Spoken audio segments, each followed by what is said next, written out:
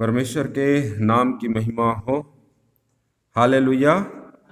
आप सब आनंदित हैं? क्या आप सब तैयारी के साथ आए हैं? और मैं विश्वास करता हूँ निश्चय आप लोग तैयारी के साथ आए हैं। हालेलुया। आज हम वचन से पहला शमूएल की पुस्तक उसका 28 अध्याय और 4 से 19 तक के भागों को हम देखेंगे।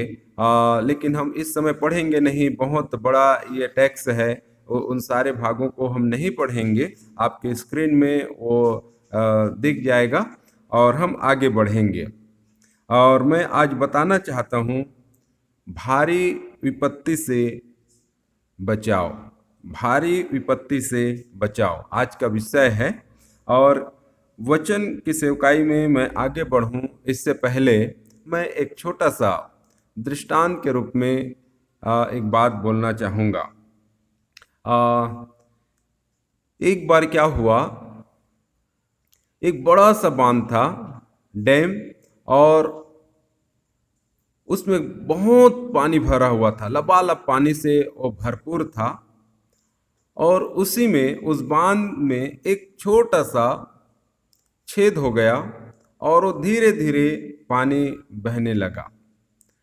उस पानी को आसपास के लोग देखे, जो बह रहा था, छोटा सा छेद था, अधिकारी लोग भी देखे, लेकिन उसे देखकर नजरअंदाज कर दिए, क्योंकि वो छोटा ही सा था। और वो लोग सोचे कि ये छोटा सा छेद है, ये क्या होगा, और उस पर कुछ भी एक्शन नहीं लिए। और धीरे धीरे वो छेद इतना बढ़ गया कि वो पूरा बांध टूट गया और निचला भाग के सारे जो गांव हैं वो बह गए। समय रहते यदि समस्या को नहीं सुलझाया जाए तो वो जीवन में भारी विपत्ति को लेकर आता है। परमेश्वर हर एक व्यक्ति को अपने एक योजना के तहत परमेश्वर ने बुलाया है, और हर एक के लिए परमेश्वर के पास एक योजना है। बिना योजना के कोई भी व्यक्ति परमेश्वर की उपस्थिति में नहीं आ सकते। हमें इस बात को जानना है। और जब परमेश्वर का योजना है तो जरूर से उस योजना को हमें भी जानना चाहिए और उस योजना के अनुसार से हमें आगे बढ़ना चाहिए। हम आगे देखेंगे, अभी वचन में से हम इस समय आगे बढ़ेंगे। यहाँ पर पहला शमूएल उसका 28 अध्याय और 4 से 19 तक के भागों को यदि हम पढ़ेंगे, बहुत सारे वहाँ पर बात लिखा गया है। 4 पद में लिखा है, जब पलिश्ती इकट्ठे हुए और सुनेम में छावनी डाली तो साउल ने सब इस्राएलियों को इकट्ठा किया और उन्होंने गिलबो में छावनी डाली।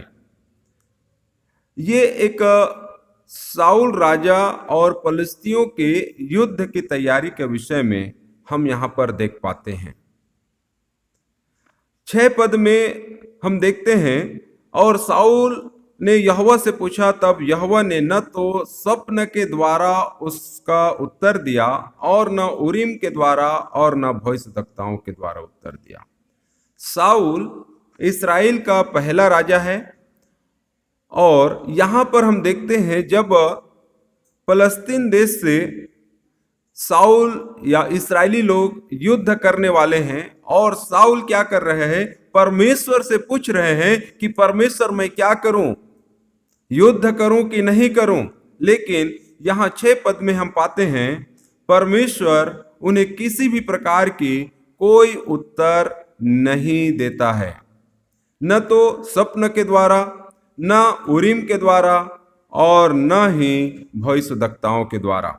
स्वप्न और भविष्यद्वक्ता के विषय में शायद आप जानते हैं, स्वप्न तो हम सोते हैं तब आता है, भविष्यद्वक्ता कोई परमेश्वर के नबी या परमेश्वर के जन आके क्या करता है, बताता है। लेकिन ये उरीम के विषय अभी यहाँ पर बात आ गया, तो मैं उस उरीम के द्वारा कैसे परमेश्वर से पूछ सकते हैं, इसके विषय में मैं बता रहा हूं। उरीम उरीम एक वस्तु है, और जो राजाओं के पास या नबियों के पास वो रहता था, और उसे अपने बागे में जो राजा है वो अपने बागे में उसको रखते थे, पहनते थे, और वो एक प्रकार की वस्तु है। और जिस प्रकार से एक सिक्का होता है और उसमें दो पहलू होता है, चिट और पट करके, तो उसी प्रकार के उस वस्तु में ऐसा चिन्ह हुआ करता था। और जब उस अंदर में जो अपने बागे के अंदर में उस उरीम को रखे रहते थे, और परमेश्वर से जब पूछते थे, तो उसके बाद पूछने के बाद इस उरीम को, जो वस्तु है, उसे क्या करते थे, अपने बागे से निकालते थे और उसे देखते थे कि, और यदि उस वो व्यक्ति लोग जो पूछ रहे हैं, राजा, वो यदि पूछते हैं हाँ और नहीं में, वो उत्तर परमेश्वर की ओर से मिलता था। ऐसे जैसे चीट हो गया, तो वो राजा यदि ऐसे सोच के कि यदि चीट होगा तो मैं क्या करूंगा, युद्ध करने के लिए जाऊंगा, या पट होगा तो नहीं जाऊंगा। तो और तीन बातों में परमेश्वर उत्तर दिया करता था, हाँ, नहीं और इंतजार कर। तो यदि इसी प्रकार से उस सिक्के के द्वारा, उस उरीम के द्वारा परमेश्वर राजाओं से और नबियों से क्या करते थे, बातचीत करते थे। अभी हम क्या करते हैं, चिट निकाल लेते हैं, और चिट निकालते हैं तब हमें पता लगता है कि ये परमेश्वर की ओर से है। तो उसी प्रकार से एक वस्तु था जिसके द्वारा परमेश्वर लोगों से बातचीत करता था, राजाओं से बातचीत करता था। लेकिन शमूएल जो साउल के साथ परमेश्वर किसी के द्वारा बातचीत नहीं किया। ये एक दयनीय स्थिति रहा। किसका? साउल का। हमारा जो विषय है, हमारा विषय क्या है? भारी विपत्ति से बचाओ, भारी विपत्ति से बचाओ। मैं आगे बढ़ूंगा। मेरा जो पहला जो टॉपिक है, इसके अंतर्गत पहला टॉपिक, उस पर मैं जाना चाहूंगा, विपत्ति का आरंभ। मैं एक कहानी के रूप में, एक दृष्टांत के रूप में बताया था कि बांध में एक छोटा सा छेद हुआ, लेकिन उस छेद को उसी समय बंद नहीं किए और पूरा बांध कैसे हो गया, टूट गया। तो विपत्ति का आरंभ क्या है? विपत्ति का आरंभ क्या है, हमें इससे जानना चाहिए। विपत्ति का आरंभ क्या है, इसको हमें जानना चाहिए। 9 पद में लिखा है यहाँ पर, कोई भी एक मेरे लिए पढ़ दीजिएगा, 9 और 10 पद। तब शाऊल ने कहा, होम बलि और मेल बलि मेरे पास लाओ। तब उसने होम बलि को चढ़ाया। जो ही वह होम बलि को चढ़ा चुका, तो क्या देखता है कि शमूएल आ पहुंचा, और शाऊल उससे मिलने और नमस्कार करने को निकला। बस यहां पर हम देखते हैं एक ऐसी घटना है जहां पर साउल ने कहा, होम बलि मेल बलि को मेरे पास लाओ, और तब उसने होम बलि को चढ़ाया। ऐसा क्यों? हमारा जो अभी जो एक टॉपिक है, विपत्ति का आरंभ, यहां पर साउल जो है इस्राएलियों को लेकर, इस्राएलियों के झुंड को लेकर, सेना को लेकर क्या कर रहे हैं, युद्ध के लिए वो गए हुए हैं। और पलस्ती भी उधर क्या किए हैं, युद्ध के लिए तैयार हैं, और साउल भी युद्ध के लिए तैयार है। लेकिन यहां पर एक कार्य साउल को नहीं करना था, वो कार्य है होम बलि नहीं करना था। और परमेश्वर का दास जो शमूएल है, इसके आगे जब हम देखते हैं, एक का पहला शमूएल उसका 13 पद में जब हम देखते हैं, नहीं ये वाला नहीं, पहला निकालो, पहला टॉपिक, हाँ, पहला शमूएल 10 का 8 पद, वहां पर जब हम देखते हैं तो क्या लिखा है, और तू मुझसे पहले गिलगाल को जाना, और मैं होम बलि और मेल बलि चढ़ाने के लिए तेरे पास आऊंगा। तू 7 दिन तक मेरी बाट जोहते रहना, तब मैं तेरे पास पहुंचकर तुझे बतलाऊंगा कि तुझको क्या क्या करना है। शमूएल जो है इससे पहले साउल को आज्ञा दिया। क्या आज्ञा दिया? युद्ध करने से पहले तो क्या करना, मेरा इंतजार करना। कितना दिन? 7 दिन तक के तू मेरा इंतजार करना, और 7वें दिन आकर मैं क्या करूंगा? होम बलि और मेल बलि चढ़ाऊंगा, और उसके बाद मैं तुझे बताऊंगा कि तुझे क्या क्या करना है। यहां पर स्पष्ट रीति से शमूएल जो है साउल को ये बातों को बता दिया था, लेकिन उसका 13 अध्याय और 9 पद में जब हम देखते हैं तो साउल जो है धीरज नहीं धर पाया, धीरज धर नहीं पाया, और इसलिए कि जो विरोधी लोग हैं वो उसके ऊपर चढ़ाई कर रहे थे बहुत ज्यादा, और ये उतावला हो गए, और उतावला होने के कारण इन्होंने क्या किया? होम बलि और मेल बलि को चढ़ा दिया। और जैसे ही होम बलि मेल बलि चढ़ाए, और कौन आ गए? शमूएल आ गए। यहां पर क्या कारण है? विपत्ति का आरंभ कैसे हुआ? परमेश्वर के जन का वो आज्ञा को नहीं माने। कौन नहीं माने? साउल। इंतजार नहीं कर पाए, वो उस पर विश्वास नहीं कर पाए, परमेश्वर पर विश्वास नहीं कर पाए, और जिसके कारण से वो होम बलि मेल बलि को चढ़ाए, और यही उसके लिए क्या हो गए? विपत्ति का आरंभ हुआ। विपत्ति, वो अनाज्ञाकारिता, आज्ञा को नहीं माने और अपने इच्छा को पूरा किया, अपने इच्छा को पूरा किया, और इस कारण इनके जीवन में विपत्तियां आना चालू हो गया। मेरे प्रिय लोगों, हमारा विषय क्या है? आप में से कोई बोलेंगे? जो सुन रहे हैं आप बोलिए, विषय क्या है हमारा? भारी विपत्ति से बचाओ। मेरे प्रिय लोगों, साउल जो है विपत्ति का जो उसके जीवन में आना है उस पर वो बचाव नहीं कर पाए, धैर्य नहीं रख पाए, परमेश्वर के जन पर भरोसा नहीं कर पाए, परमेश्वर पर भरोसा नहीं कर पाए, जिसके कारण उनके जीवन में विपत्ति का आरंभ हुआ, विपत्ति का आरंभ हो गया। कई बार हम विश्वासियों के जीवन में भी विपत्तियां आती हैं। इसका कारण है कि धैर्य नहीं रख पाना, परमेश्वर के ऊपर धीरज बना के हम नहीं रख पाते हैं, विश्वास में मजबूत नहीं हो पाते हैं, और इस कारण से जीवन में समस्याएं चालू हो जाते हैं। मेरे प्रिय लोगों, मैं इसके ऊपर एक उदाहरण बता सकता हूं। जब कोई व्यक्ति बहुत भारी समस्या में है और उस समय वो इधर उधर ताक रहे होते हैं, उस समय वो परमेश्वर पर भरोसा नहीं कर पाते हैं, और परमेश्वर के वचन के अनुसार से वो क्या करना चालू करते हैं? काम करते हैं, और वही उसके लिए विपत्ति का आरंभ हो जाता है। मैं अपने जीवन से यदि बताऊं तो एक मुझे अपने जीवन का गवाही मुझे याद आ रहा है। जिस समय हम तुमड़ी बोर्ड में थे और वहां से हमें दल्ली राजरा आना था पूरे परिवार को, और उस रात्रि मैं आपको बताऊं, विश्वास करिए आप करेंगे या नहीं करेंगे मैं मुझे पता नहीं, लेकिन जब उस रात्रि सुबह हमें आना था और उस रात्रि को हमारे पास बिल्कुल पैसा नहीं था आने के लिए, लेकिन हम रात में ही पूरा पैकिंग कर लिए, और पैकिंग करने के बाद सुबह मैं अपने दोनों बच्चों को लेकर और झुनिया को लेकर हम चारों के चारों घर से निकल गए। कहाँ आने के लिए? दल्ली राजरा आने के लिए। लेकिन आपको बता दूं कि हमारे पास पैसा नहीं था। हमने एक विश्वास का कदम उठाया और परमेश्वर जो है अद्भुत वहां पर जीवन में चमत्कार किया, और हम मेन रोड में पहुंचे नहीं थे, एक बहन आई और उन्होंने मुझे कहा कि भैया आपको मुझे पैसा देना है, और वो इतना पैसा दिए कि हम डौंडी आके फिर वापस हम तुमड़ी बोर्ड जा सके।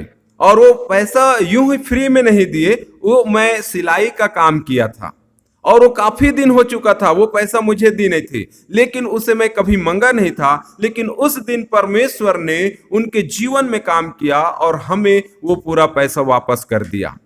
ये कब हुआ? विश्वास के कारण, धैर्य रखने के कारण। अंतिम समय तक के हमें परमेश्वर पर क्या करना है? विश्वास करना है, धीरज धरना है। हालेलुया। जब आप अंतिम समय तक के धीरज धरेंगे, उसी अंतिम क्षण, एक सेकंड जो बचा है, उसी में परमेश्वर अपना चमत्कार को दिखाएगा। Hallelujah, hallelujah. वो चमत्कार, वो अंतिम एक सेकंड आपके लिए चमत्कार होगा यदि आप परमेश्वर पर भरोसा रखेंगे, परमेश्वर के प्रति धैर्य धरेंगे, परमेश्वर के लोगों के प्रति धैर्य धरेंगे। परमेश्वर आपके जीवन में अद्भुत कार्य करेगा। यहां पर शमूएल के प्रति साउल का विश्वास उठ गया। वो तो कहा है 7 दिन मेरा इंतजार करना, और ये 7 दिन खत्म हो गए, ये संध्या हो गया, अभी तक आ नहीं रहे हैं, अब मैं क्या करूं। वो बहुत ही निराश हो गए, हड़बड़ा गए, और वो मेल बलि और ये होम बलि को क्या कर दिए, चढ़ा दिए, जो उसको चढ़ाना नहीं था।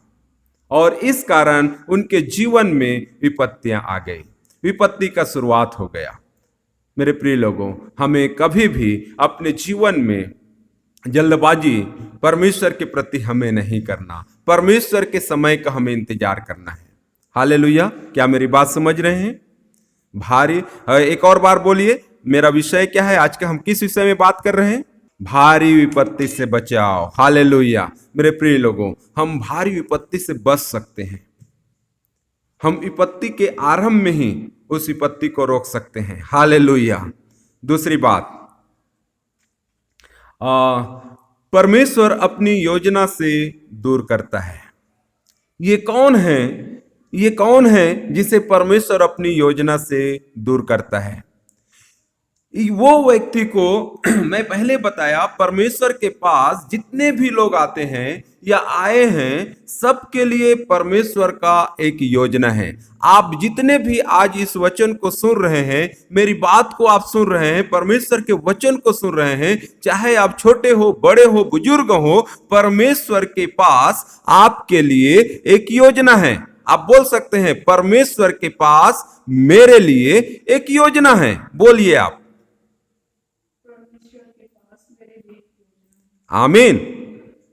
यदि आपने अपने मुंह से यदि बोले हैं कि परमेश्वर के पास मेरे लिए एक योजना है, तो परमेश्वर उस योजना के तहत आपको आगे बढ़ाएगा। लेकिन यहां पर दूसरा पद में हम पढ़ते हैं, दूसरा टॉपिक में, परमेश्वर अपनी योजना से दूर करता है। वो कौन व्यक्ति है जिसे परमेश्वर अपनी योजना से दूर करता है? यहां पर पहला शमूएल के पुस्तक उसका 13 का 13 में जैसे लिखा है, शमूएल ने साउल से कहा, तूने मूर्खता का काम किया है।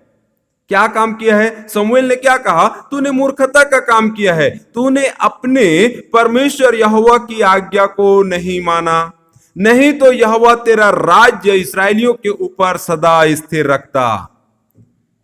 मेरे प्रिय लोगों, शमूएल की बात को साउल ने नहीं माना, या दूसरे शब्द में कहूं, परमेश्वर के प्रति आज्ञाकारिता नहीं दिखा पाए। कौन? साउल। साउल के लिए परमेश्वर का एक बड़ा उद्देश्य था कि साउल क्या बने? इस्राएल का राजा रहे, और वो राजा बने, और राजा बनाया परमेश्वर ने, उसे राजा बनाया। लेकिन राजा बनने के बाद वचन में हम पढ़ते हैं, केवल 2 साल ही साउल इस्राएल पर राजा रहे, राज्य करने पाए। उसका कारण क्या है? यहां पर बताता है, साउल से कहा, तूने मूर्खता का काम किया है, तूने अपने परमेश्वर यहोवा की आज्ञा को नहीं माना, नहीं तो तेरा राज्य इस्राएल के ऊपर सदा स्थिर रहता। परमेश्वर महान है मेरे प्रिय लोगों। हर एक के लिए परमेश्वर की योजना है, लेकिन वो योजना को जो परमेश्वर की आज्ञा में नहीं चलते, परमेश्वर की इच्छा के अनुसार से जीवन व्यतीत नहीं करते, परमेश्वर के वचन पर ध्यान नहीं करते, परमेश्वर अपनी योजना को उनके जीवन से दूर कर देता है। मेरी बात समझ रहे हैं? हम चाहे जितने भी समय के विश्वासी हो, कोई फर्क नहीं पड़ता। यदि हम परमेश्वर के आज्ञा में बने हुए हैं, तो परमेश्वर के योजना में भी हम बने हुए हैं। यदि हम परमेश्वर के आज्ञा में नहीं बने हैं, परमेश्वर के वचन के अनुसार से हमारा जीवन नहीं है, तो हम परमेश्वर के योजना से दूर हो चुके हैं। मेरी बात समझ रहे हैं आप लोग? हमें इन बात को जानना है। क्या हम परमेश्वर के वचन के अनुसार से जीवन व्यतीत कर रहे हैं या नहीं कर रहे हैं। साउल ने ऐसा नहीं किया। साउल ने परमेश्वर के आज्ञा का पालन नहीं किया, और जिसके कारण वो राजा होने के लिए तो बुलाया था, लेकिन परमेश्वर ने क्या किया, उसे राजा होने से निरस्त कर दिया, इनकार किया। ये राजा नहीं हो सकता, इसका राज्य स्थिर नहीं रहेगा। लेकिन मेरे प्रिय लोगों, यदि वही व्यक्ति वो आज्ञा में बना रहता, परमेश्वर उसके राज्य को क्या करते, स्थिर करते। उसके जगह, साउल के जगह परमेश्वर ने एक दूसरा व्यक्ति को राजा होने के लिए चुन लिया। इसका मतलब यह है कि साउल के लिए जो योजना था, इस योजना को किसके लिए दे दिया? दाऊद के लिए दे दिया, दाऊद के लिए दे दिया। मेरे प्रिय लोगों, ये बहुत ही महत्वपूर्ण बातें हैं। आपको जिस उद्देश्य से परमेश्वर ने चुना है, यदि उस उद्देश्य आपके जीवन में पूरा नहीं हो रहा है, तो परमेश्वर उस योजना को क्या कर देगा? दूसरे को दे देगा। एक सिंपल सा मेरे पास उदाहरण है, हम संसारिक दृष्टि में हम इसको देख सकते हैं। एक जो ठेकेदार है, क्या किया है? एक बिल्डिंग बनाने का ठेका लिया। ठीक है, एक बिल्डिंग बनाने का ठेका ले लिया है और वो काम कर रहा है, लेकिन काम करते करते क्या कर दिया? काम को रोक दिया। जिस समय में उसे बनाना था नहीं बना रहा है, 1 साल 2 साल बीत गया। तब वो क्या करेगा? मालिक वो ठेकेदार से जो उसको बिल्डिंग बनाना है, उसके हाथ से लेकर दूसरे ठेकेदार को दे देगा।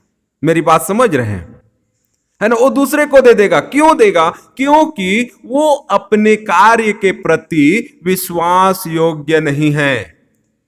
विश्वास योग्य नहीं होने के कारण वो कार्य को दूसरे को, संसार के व्यक्ति दे देते हैं। तो मेरे प्रिय लोगों, वो परमेश्वर जो मुझे और आपको क्या किया है कि विशेष उद्देश्य के लिए अलग किया है, अपने पास बुलाया है, हमारे लिए एक योजना है, आपके लिए एक योजना है परमेश्वर के पास। लेकिन उस योजना के तहत आप कार्य नहीं करेंगे, तब क्या करेगा परमेश्वर? आपके योजना को आपके पड़ोसी को दे देगा। समझ रहे मेरी बात? हमारा विषय क्या है? भारी विपत्ति से बचाव। और शमूएल के बातों को न मानकर साउल जो है वो विपत्ति की ओर आगे बढ़ता चला जा रहा है, आगे बढ़ता चला जा रहा है। हम तीसरी बात देखेंगे, बुद्धि को दूषित कर देता है। क्या करता है? बुद्धि को दूषित करता है। ये कौन है जो बुद्धि को दूषित करता है?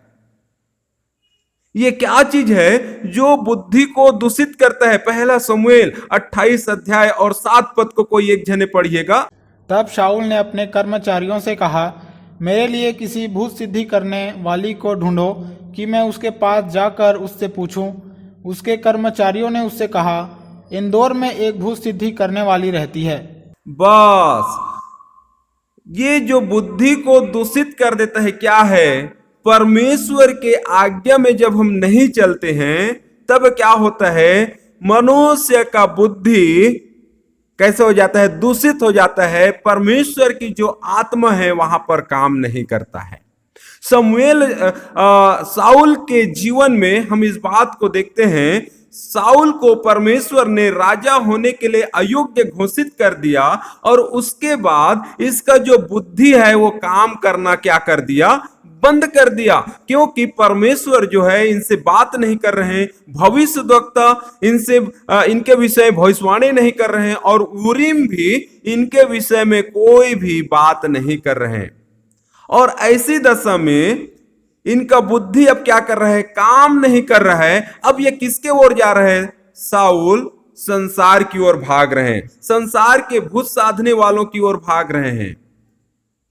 ये एक भयानक बात है, ये एक भयानक बात है। परमेश्वर का वचन कहता है, तू मुझे छोड़ किसी दूसरे को ईश्वर करके ना मानना। और निर्गमन की पुस्तक में जब हम पढ़ते हैं, वहां पर बहुत सारे बातें हैं कि तू मूर्त की पूजा ना करना, हाथ के बनाए हुए वस्तु की आराधना ना करना।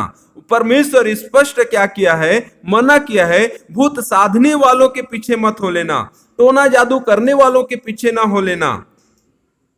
ये सारे आज्ञाएं परमेश्वर जो है पहले से बता चुका है, लेकिन उसके बावजूद भी साउल जो है अपने कर्मचारियों से कहा, भूत सिद्धि करने वालों को ढूंढो, क्योंकि मुझे अब परमेश्वर की ओर से क्या नहीं मिल रहा है, उत्तर नहीं मिल रहा है। अब उत्तर पाने के लिए किसके पास जा रहे हैं? भूत साधने वालों के पास।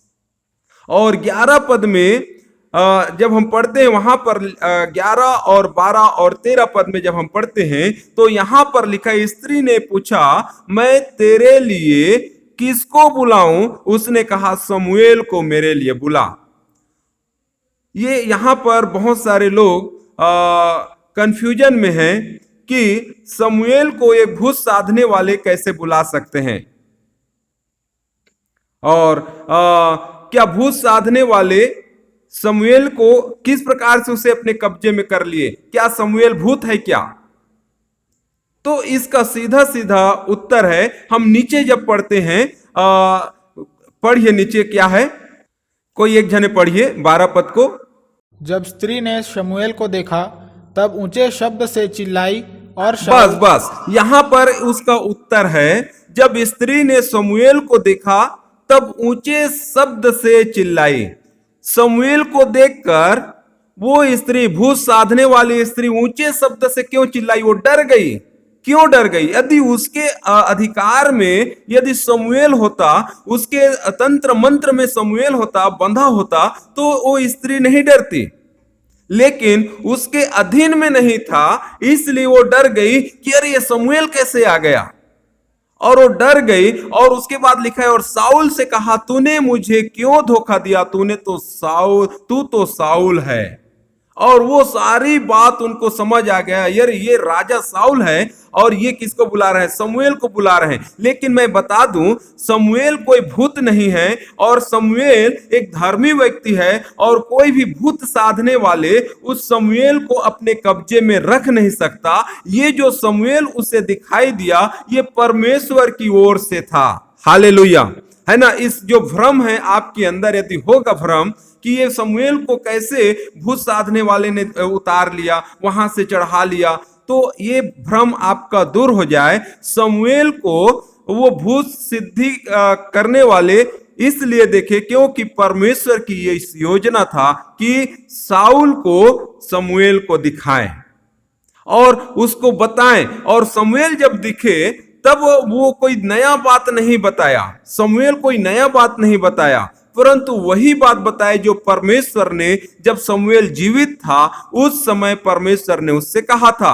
कि तेरे राज्य को तुझसे छीन कर क्या कर दिया है, दूसरे एक दूसरे को दे दिया है। तेरा राज्य स्थिर नहीं रहेगा और तू नाश हो जाएगा। और 13 पद में हम पाते हैं, राजा ने उससे कहा, मत डर, तुझे क्या देख पड़ता है? स्त्री ने साउल से कहा, मुझे एक देवता पृथ्वी में से चढ़ता हुआ दिखाई पड़ता है।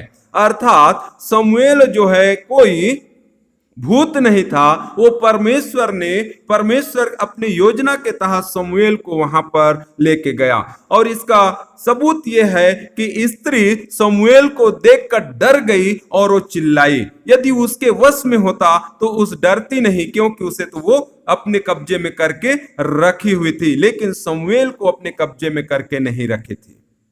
इस बात को हमें जानना है। तो मेरा अभी का जो टॉपिक है, बुद्धि को दूषित कर देता है। अनाज्ञाकारिता, मनुष्य की अनाज्ञाकारिता मनुष्य के बुद्धि को दूषित कर देता है, इसलिए कि वो परमेश्वर की बातों को नहीं मानता है। और परमेश्वर की ओर से जब उसे कुछ उत्तर नहीं मिलता है तो अपनी बुद्धि के अनुसार वो कार्य करता है, जिसके कारण वो खुद क्या हो जाते हैं? दूषित हो जाते हैं। इसलिए हमारा विषय क्या है? भारी विपत्ति से बचाओ। हम कैसे भारी विपत्ति से बच सकते हैं, इसके द्वारा हम सीख सकते हैं। आगे हम बढ़ेंगे। अनाज्ञाकारिता मृत्यु लाता है। अनाज्ञाकारिता मृत्यु लाता है। रोमियो के पत्री 6 और 23 पद में ये बात को स्पष्ट परमेश्वर का वचन में हम देखते हैं, क्योंकि पाप की मजदूरी तो मृत्यु है, परंतु परमेश्वर का वरदान हमारे प्रभु यीशु मसीह में अनंत जीवन है। हालेलुया। अनाज्ञाकारिता क्या है? पाप है। और पाप की मजदूरी क्या है? मृत्यु है। ये अनाज्ञाकारिता कहां से उत्पन्न हुआ? इस आज के टॉपिक में हम देख रहे हैं। तो साउल क्या किया? परमेश्वर के आज्ञा को नहीं माने और उसके बाद उसके जीवन में विपत्ति आना चालू हुआ। लेकिन अनाज्ञाकारिता के विषय में यदि हम देखते हैं तो उत्पत्ति के पुस्तक में हम जाते हैं, आदम और हवा के विषय में जब देखते हैं, वो परमेश्वर के आज्ञा को नहीं माने और जिसके कारण उसके जीवन में पाप आया, परमेश्वर उससे अलग हुआ और मृत्यु आ गया। तो अनाज्ञाकारिता क्या क्या लेके आता है? मृत्यु लेके आता है। और रोमियो के पत्री 6:23 में हम इस बात को पढ़ते हैं। अब हम देखते हैं पहला शमूएल उसका 31 अध्याय और 2 और 4 पद को, वो कैसे मृत्यु को लेकर आया। 2 पद में लिखा है, पलस्ती साउल और उसके पुत्रों के पीछे लगे रहे और पलस्तियों ने साउल के पुत्र योनातान, अमीनादाब और मलकीस को मार डाला। देखिए, एक अनाज्ञाकारिता क्या होता है? पूरे परिवार में वो समस्या को लेके आता है। यहां पर तो उनके तीनों क्या हुए? बच्चे मार डाले गए। वो पलस्तियों से युद्ध करते करते क्या हो गए? वो सब मर गए। उसका मुख्य कारण क्या है? परमेश्वर के अधीन में नहीं रहना, परमेश्वर के आज्ञा में नहीं चलना। मेरे प्रिय लोगों, साउल के जीवन में वो मृत्यु को लेकर आ रहा है। उनके बेटों का मृत्यु यहां पर हो चुका है। और 4 पद में जब हम देखते हैं, तब साउल ने अपने हथियार ढोने वाले से कहा, अपनी तलवार खींचकर मुझे भोंक दे, ऐसा ना हो कि वे खतना रहित लोग आकर मुझे भोंक दे और मेरी ठट्ठा करे। इसे क्या पड़ा है? अभी कोई मेरा ठट्ठा करने ना पाए। इसका तो सब कुछ खत्म हो गया है। अब ये कहता है, अपने हथियार ढोने वाले को कह रहे हैं मेरे प्रिय लोगों कि मुझे क्या कर, अपने तलवार से मुझे मार दे, भोंक दे, मैं मर जाऊं। वो पलस्तियों के हाथ से क्यों मरूं? मैं तेरे हाथ से मर जाना अच्छा लग रहा है करके। लेकिन उसके जो सेवक है, हथियार ढोने वाले है, उसने अत्यंत भय खाकर ऐसा करने से इनकार किया। तब क्या हुआ? वो स्वयं साउल अपनी तलवार खड़ी करके उसके ऊपर गिर पड़ा और वो कैसे हो गए? वो मर गए। कारण क्या है? इनके साउल के जीवन में ये भारी विपत्ति का कारण क्या है? जो मुख्य कारण परमेश्वर के आज्ञा को नहीं मानना। और जब परमेश्वर के आज्ञा को नहीं माने, इनके परिवार के लोग भी, इनके बेटे भी मारे गए और ये स्वयं भी मर गए और इनका राज्य भी दूसरे को दे दिया। परमेश्वर इनके हाथ से छीनकर दूसरों को दे दिया। आगे हम देखते हैं, भारी विपत्ति से बच सकते हैं।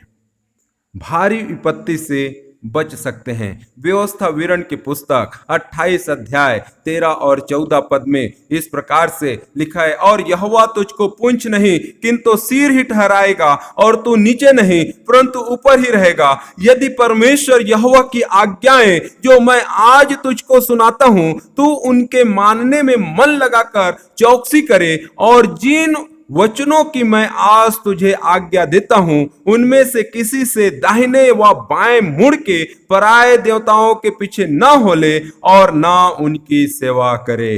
हालेलुया।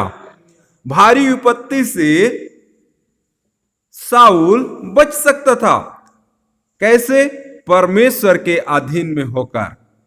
परमेश्वर कहता है, मैं तुझे पूंछ नहीं परंतु सिर ठहराया है। तू नीचे नहीं जाएगा परंतु तुझे ऊपर ही उठाऊंगा। यदि तू परमेश्वर की आज्ञाएं जो आज मैं सुनाता हूं, उसमें एक कंडीशन परमेश्वर ने रखा। भारी विपत्ति से बच सकते हैं, उसके ऊपर एक कंडीशन रखा, यदि परमेश्वर यहोवा की आज्ञाएं माना कर। हालेलुया। परमेश्वर की आज्ञाओं में चलेगा तो तू कैसे होगा? भारी विपत्ति से बचेगा, तेरा राज्य बचेगा, तेरे बच्चे बचेंगे, तेरे सब कुछ ठीक ठाक रहेगा। लेकिन वहीं पर यदि भारी परमेश्वर के आज्ञाओं पर नहीं चलने से ये सारी विपत्तियां तुझ पर आ जाएंगे। 14 पद में लिखा है, जिन वचनों की मैं आज तुझे आज्ञा देता हूं, उनमें से किसी से दाहिने व बाएं मुड़ के पराये देवताओं के पीछे हो न ले। साउल ने क्या किया? भूत सिद्धि करने वालों के पीछे हो लिया। आज कितने लोग ऐसे हैं मेरे प्रिय लोगों, विश्वास करने वाले लोग भी जब चर्च आते आते काफी समय हो जाता है, चंगाई नहीं मिलता है, छुटकारा नहीं मिलता है, तब क्या करते हैं? फिर से जादू टोना करने वालों के पास, फिर से हाथ के बनाए हुए वस्तुओं की आराधना करने के लिए वापस चले जाते हैं और ऐसा करके अपने जीवन में वो भारी विपत्तियों को लेकर आते हैं। कितने ऐसे क्रिश्चियन लोग भी हैं जो इस प्रकार से कार्य करते हैं।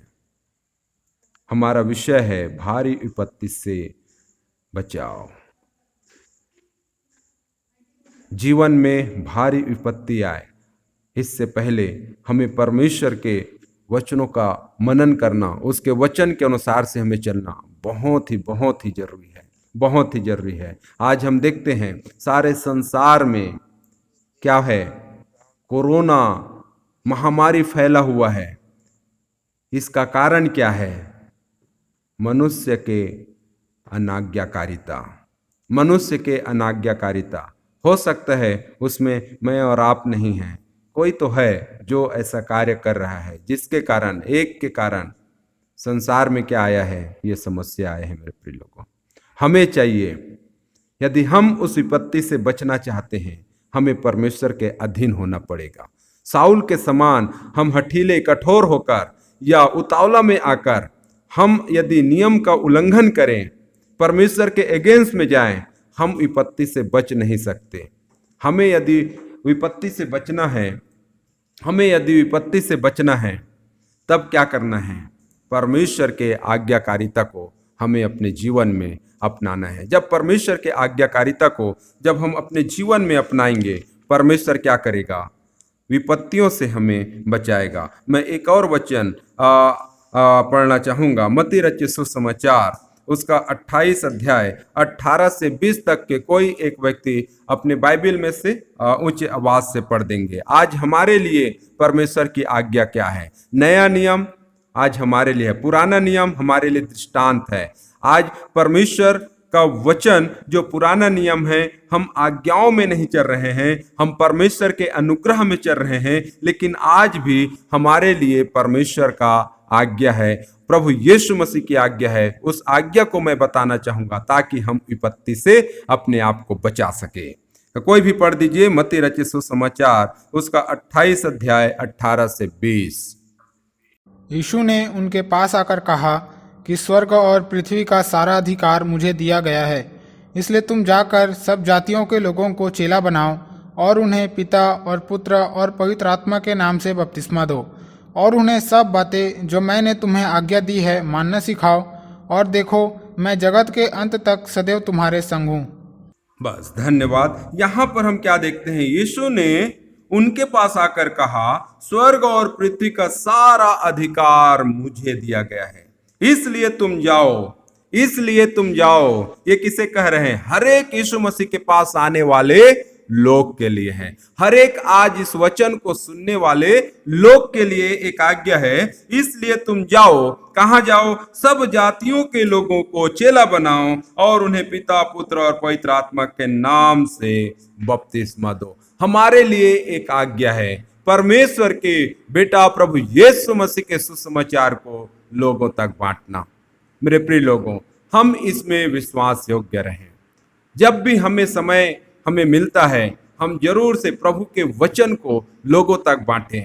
हम ये ना सोचें कि उनको बताऊंगा तो वो मेरे ऊपर क्या सोचेंगे, वो क्या बोलेंगे। हम इस प्रकार से ना सोचें, परंतु प्रभु के आज्ञा को निसंकोच हमें क्या करना है?